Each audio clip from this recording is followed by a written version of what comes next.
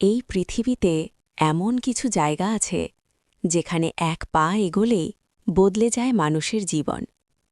আজ আমি আপনাদের শোনাব এক রহস্যময় সেতুর গল্প, এক সন্ন্যাসীর বিশ্বাসের গল্প, আর এক দরিদ্র ছেলের ভাগ্য বদলে যাওয়ার গল্প। গল্পের শেষে এমন এক শিক্ষা আছে যা আপনার জীবনকেও ছুঁয়ে যাবে। তাহলে চলুন গল্প শুরু করা যাক। এই গভীর জঙ্গলের মাঝে ছিল একটি শান্ত নদী। নদীর দুই পাড়ে ছিল অদ্ভুত দুটি জগৎ। এক পাড়ে ছিল সাধারণ সবুজ গাছপালা, আর অন্য পাড়ে ছিল সোনালি আলোয় ঝলমল করা গাছ, যেখান থেকে ঝরে পড়ত সোনার পাতা। কিন্তু এই দুই পাড়কে যুক্ত করেছিল একটি ভাঙাচোরা কাঠের সেতু, যার মাঝখানে ছিল নীল আলোয় ঘেরা এক রহস্যময় জাদুর দরজা। লোকেরা বলত, এই দরজা পার হতে পারলে মানুষ তার ভাগ্যের মুখোমুখি হয়। নদীর ধারে থাকতেন এক বৃদ্ধ সন্ন্যাসী। তিনি সবসময় বলতেন, লোভ নয়, সাহস আর বিশ্বাসী এই দরজার চাবি। একদিন এক দরিদ্র ছেলে সেখানে এলো।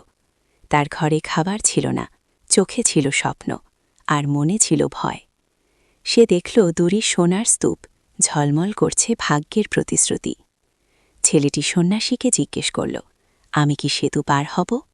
সন্ন্যাসী মুচকি হেসে বললেন, পার হতে পারো, কিন্তু মনে রেখো, লোভ করলে দরজা বন্ধ হয়ে যাবে।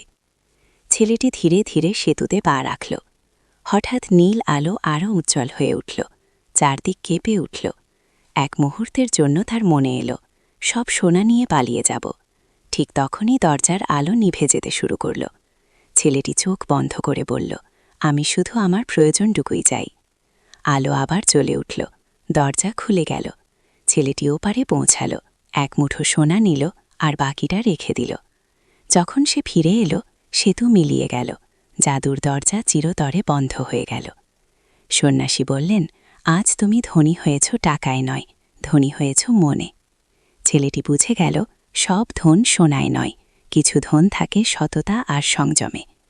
জীবনে সুযোগ সবার সামনে আসে, কিন্তু সবাই তা ধরে রাখতে পারে না। লোভ মানুষকে অন্ধ করে, আর সংযম মানুষকে বড় করে।